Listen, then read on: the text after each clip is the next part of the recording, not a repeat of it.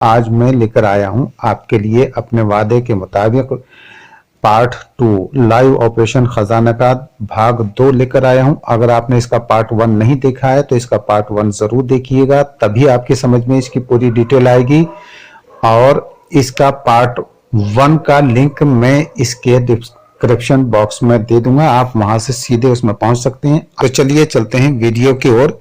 तो पहले आपने देखा था कि ये जो है झूठ मूठ का खजाना निकाल देते हैं और निकालने के बाद गुरु कहता है कि चलिए अब माल के दर्शन कर लेते हैं।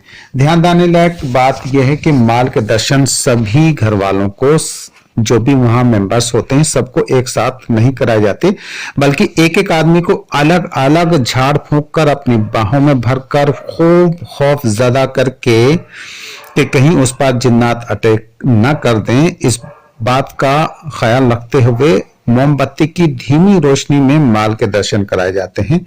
फिर दूसरे का नंबर आता है, इसी तरह सबको माल दिखाया जाता है। इस दौरान भी चेला वहीं घर वालों के बीच ही रहता है और उनके एक्शन रिएक्शन पर कड़ी नजर रखता है। माल के दर्शन करके सभी धन्य हो जाते हैं, उन्हें लगता है कि अब तो जीवन का दुख दूर हो गया है, मगर वो बेचारे नहीं जानते कि अब वो कौन सी भयानक मुसीबत में फंसने वाले हैं। इस टोटल ऑपरेशन में सभी घर वालों पर क्या असर हो रहा है और वे लोग कितने प्रभावित हो रहे हैं, इसके बारे में गुरु अपने चेले से इशारे और कोडवर्ड में बात करता है। मिशन के सक्सेस होने पर गुरु और चेले मन ही मन मुस्कुराते हैं। पार्टी का माल तो क्या निकलेगा, लेकिन इन बदमाशों का माल तो समझो पक्का निकल ही गया। माल के दर्शन की अंधविश्वासी संतुष्टि के बाद अब गुरु उनको सुबह होने से पहले पहले माल को ठिकाने लगाने की सलाह देता है। वाह क्या बात है, घर वाले भी तो यही चाहते हैं। माल कहाँ रखा है और कौन कौन लोग ढुलवाएंगे, यह तय कर लिया जाता है। जैसे ही गुरु परात लेकर माल भरवाने के लिए अंदर जाता है और माल भरने की कोशिश करता है, जिन्नात गुरु को जोरदार आवाज के साथ उठाकर पटक देते हैं और गुरु अपने मुंह में मिट्टी भरकर बेहोश होने का नाटक करता है। सब लोग डर जाते हैं, चेला तो रोना ही शुरू कर देता है, क्योंकि उसको अन्य पारिवारिक लोगों को भी जो खौफजदा करना है। माहौल फिर से बहुत गमगीन और भयावह हो जाता है, सबकी हवा खराब हो जाती है। गुरु को पानी पिलाने के बहाने उसके मुंह से मिट्टी निकाली जाती है। चेलों को पहले तो बताए गए मंत्र से गुरु की झाड़ फूंक एवं सभी के संघर्ष और दुआओं से गुरु होश में तो आ जाता है। बोलता है, भाई जिन्नात माल नहीं दे रहे हैं, वो तो भेंट मांग रहे हैं। भेंट की बात सुनकर सबके होश उड़ जाते हैं। धीमी सी बात है, भेंट कोई देगा नहीं, इसलिए सब मना कर देते हैं। गुरु भी जिन्नात को अपना माल वापस ले जाने को कहता है, मगर जिन्नात हैं कि मानते नहीं। कहते हैं, अब तो तुमने हमारा राज खोल ही दिया है। हम फिर से दोहराना चाहते हैं कि इस ऑपरेशन का मकसद फर्जी और लुटेरे तांत्रिकों का भंडाफोड़ करना है। उलमाओं, आमिलों और अच्छे तांत्रिकों को अपमानित करना हरगिज नहीं है। हम उलमाओं का दिल से सम्मान करते हैं, ऐसे लोगों की बरकतों से ही निजाम दुनिया चल रहा है। चलिए लौटते हैं अपने आर्टिकल की तरफ। तो जिन्नात कहते हैं, यह माल वापस नहीं जाएगा, ये तो तुम्हें लेना ही पड़ेगा। ये बात सुनकर सब असमंजस की स्थिति में पड़ जाते हैं। अब क्या करें, बाबा आप ही कोई उपाय निकालिए। घर वाले बाबा से विनती करते हैं, बाबा के पैर पकड़ लेते हैं। काफी ड्रामे के बाद बाबा अंदर जाकर बात करता है। कुछ देर बाद बाहर आकर कहता है, जिन्नात फरमा रहे हैं कि आप इसके बदले में 11 लाख रुपए। ध्यान देने लायक बात है कि ये 11 लाख रुपए पार्टी की फाइनेंशियल पोजीशन के हिसाब से होते हैं। कभी ये कुछ कम या और कभी कुछ ज्यादा भी हो सकते हैं। माल के स्थान पर रख दो और माल ले लो, मगर इस रकम का जिन्नात क्या करेंगे, घर वाले पूछते हैं। ये रकम गरीबों और धार्मिक स्थलों के लिए दान पुण्य, खैरात, ज़कात के तौर पर दी जाएगी, जिसे जिन्नात अपनी मर्जी से दिलवाएंगे। तुम्हें करोड़ों अरबों का माल मिला है, आखिर कुछ दान पुण्य करोगे कि नहीं, बाबा डांटता है। मगर बाबा इतनी मोटी रकम तो कैश हमारे पास नहीं है। घर वाले गिड़गिड़ाते हैं, बाबा के पैर पकड़ लेते हैं, मगर बाबा हैं की मानता नहीं, मैं कुछ नहीं जानता, ये जिन्नात का मामला है। अगर 24 घंटे के भीतर 11 लाख रुपए तुमने वहां नहीं रखे तो कुछ भी हो सकता है। वो तुम्हारे बड़े बेटे को मार डालेंगे और मैं कुछ भी कर नहीं सकूंगा।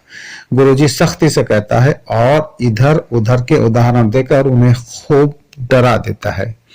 आखिर अपनी औलाद किसको प्यारी नहीं होती।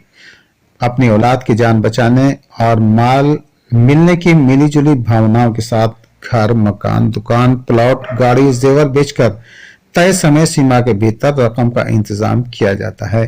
कभी कभी विशेष परिस्थितियों में ये लोग अतिरिक्त समय भी पार्टी को दे देते हैं, मगर किसी को इसके बारे में बताने को बहुत सख्ती से मना किया जाता है।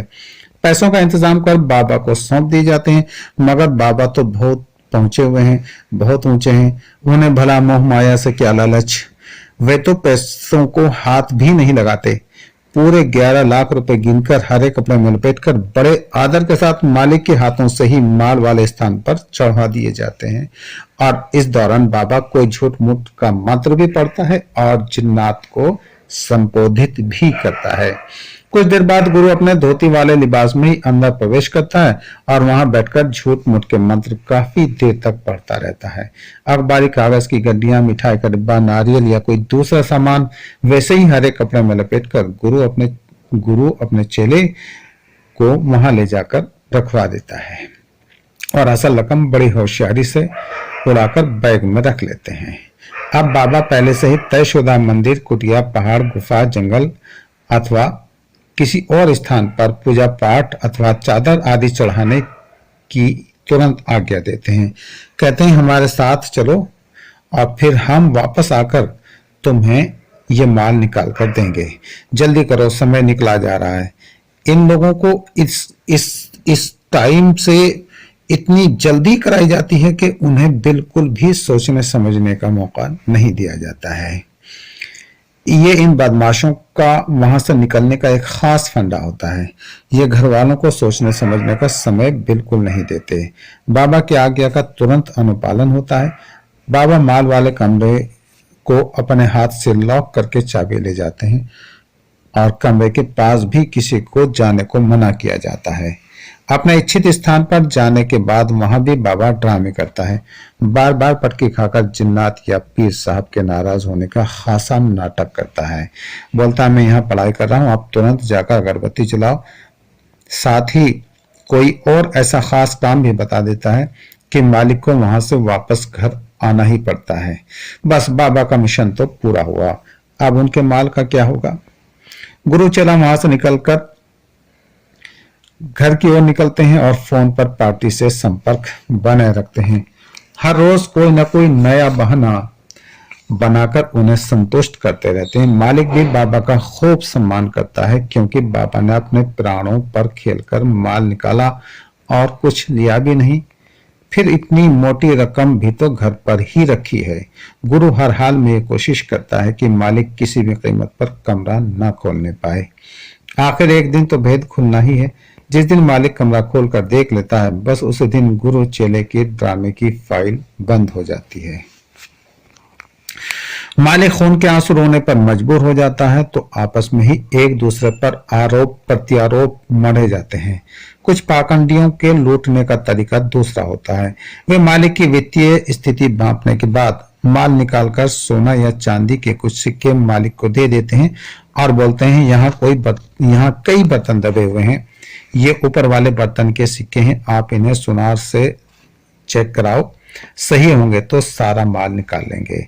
सिक्के चेक कराने पर असली पाए जाते हैं। पार्टी को संतुष्ट होने पर कभी भेंट के नाम पर तो कभी हिस्से के नाम पर, कभी कुछ और नया बहाना बनाकर मनमानी रकम ये लोग पार्टी से वसूल करते हैं और इनसे अपना संपर्क खत्म कर देते हैं। जबकि कुछ भ्रष्ट आंतरिक अपने साथ मौका वारदात पर सांप छुपा कर ले जाते हैं। घड़ा या कलश भी सफाई के साथ वहां दबा देते हैं। थोड़ा खुदवाने पर कलश का मुंह दिखाकर सांप छोड़ देते हैं और सांप को जिन्न बाबा का नाम देकर खजाने की बात करते हैं। माल देने के एवज में जिन्नात का हिस्सा बतौर सोना, चांदी, जेवरात, नकदी हालात के मुताबिक तय करते हैं। यहाँ मैं ये बात बता देना चाहूंगा कि शायद आप जानते भी होंगे, सांप एक खास एक्शन में आदमी के हाथ पर फन मारता है। इसी एक्शन को सांप अर्थात जिन बाबा की हाँ मानकर मोटी रकम या सोना चांदी ये लोग ऐंठते हैं। कलश उन्हें दे जाते हैं जिसमें मिट्टी, कोयला या ईंट पत्थर के सिवा कुछ नहीं मिलता, जबकि इनमें से कुछ तांत्रिक मुश्क, कस्तूरी, अंबर जैसी कीमती चीजों के नाम पर मोटी रकम वसूल करते हैं और 10-20 रुपए की दवा वहां डालकर बहुत से बहाने बनाकर अपना पल्ला झाड़ लेते हैं। कलश, घड़े आदि में मिट्टी, कोयला, पत्थर भरकर मालिक को दे देते हैं। लंबे समय तक इसे न खोलने की पाबंदी लगा दी जाती है। पार्टी की संतुष्टि के लिए सोना चांदी के कुछ सिक्के भी उन्हें घड़े से निकालकर दिखा देते हैं। कभी कभी ये लोग विशेष केमिकल के द्वारा माल वाले स्थान पर आग लगाकर अपने खिलाफ सबूतों को नष्ट कर देते हैं और मालिक जिन्नात द्वारा माल खराब करने का बहाना बनाकर पार्टी को बार बार ठगने का नया रास्ता भी खोल लेते हैं। ये बात भी ध्यान देने लायक है कि इन बाबाओं को कुछ ऐसे लोग भी मिल जाते हैं जो निहायत शरीफ, सीधे, अंधविश्वासी या लालची होते हैं और ये सत्यानाशी बाबा उन्हें एक बार नहीं बार बार ठगते रहते हैं।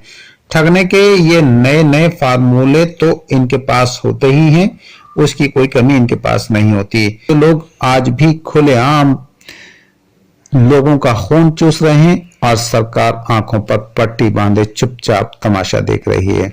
इसके लिए जनता को ही जागरूक होकर इस अंधविश्वास की सुनामी का डटकर मुकाबला करना होगा, तभी ऐसी खतरनाक समस्याओं से निजात मिल पाएगी।